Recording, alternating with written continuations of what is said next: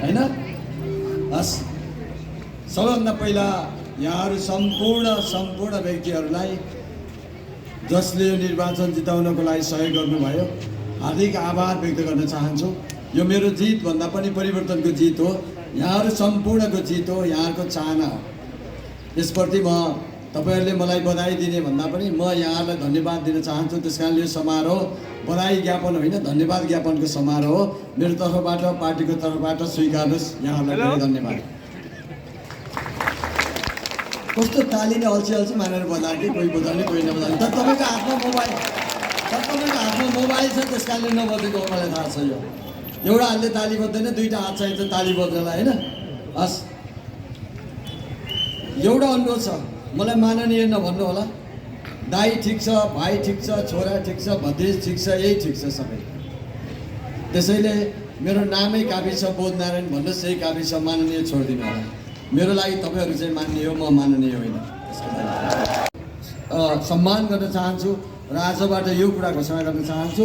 हिजोसम्म म यो पार्टीको उम्मेदवार थिएँ, राष्ट्रिय स्वतन्त्र पार्टीको उम्मेदवार थिएँ, म त्यही हिसाबले काम गर्थेँ। आज म विजय भएँ। अब म 26,143 को मात्रै सांसद होइन।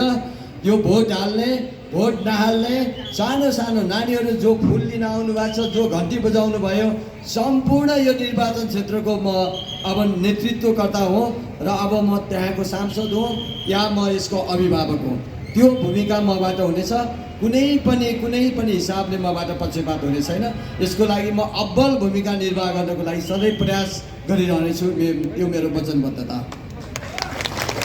भोट हाल्नुभयो, जसरी तपाईँले मलाई असल देख्नुभयो, म मेरो कार्यकालभरि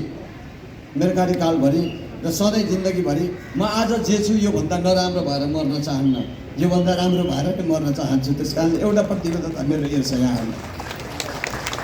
यसो मतलब हो, म असल मान्छे भएरै मर्न चाहन्छु, एउटा त्यो। दोस्रो, तपाईँहरूको भोटको सम्मान गर्छु सधैँ।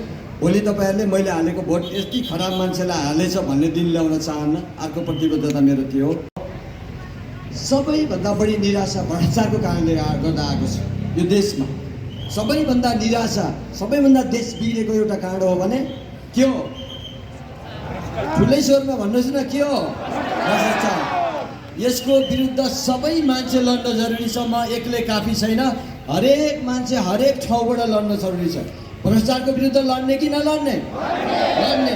त्यस कारणले मेरो अर्को फर्मुला हो, अहिले नागरिकहरूको व्यापक संलग्नतामा, यो शब्द सुन्नु होला, नागरिकहरूको व्यापक संलग्नतामा, सहभागितामा भनिरहेको छैन, नागरिकहरूको व्यापक संलग्नतामा यो देशमा भएको भ्रष्टाचारहरूलाई मजासँग गोल्ने हो, यहाँबाट खत्तम बनाउने हो। त्यसको लागि हामी युद्ध गर्नुपर्छ। योभन्दा चुनावभन्दा बढी खप्न जरुरी छ। त्यसको लागि तयार हुनुहोस्।